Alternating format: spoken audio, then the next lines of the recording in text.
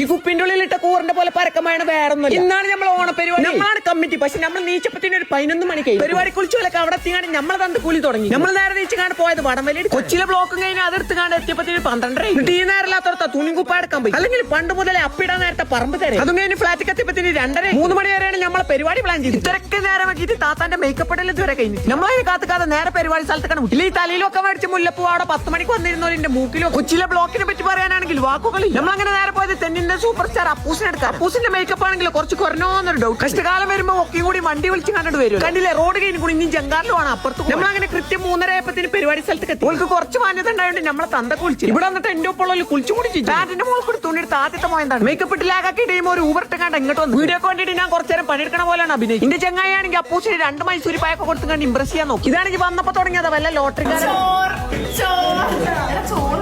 എന്തൊക്കെ പറഞ്ഞാലും സ്വീറ്റിക്ക് ബോധമല്ലെങ്കിലും നല്ല ഉത്തരവാദിത്ത ബോധം. ആകെ പണിയെടുക്കണ ഒരു മുതൽ. ഇത് കണ്ടാരും പഠിച്ചിട്ടാ ഫുഡ് കഴിച്ചൊന്നുമില്ല. ഇവരെ കണ്ടുകാണ്ട് ഞാൻ 3 ആൾ അധികം പറഞ്ഞു. ഉത്തരവാദിത്ത ബോധം ബോധമില്ലാത്തൊരു മാണിക്കല്ല. ചോറ് കഞ്ഞൊന്നും വേണ്ട, വെറും സ്നാപ്പ് ഇട്ടാൽ മതി. അപ്പൊ ബാക്കി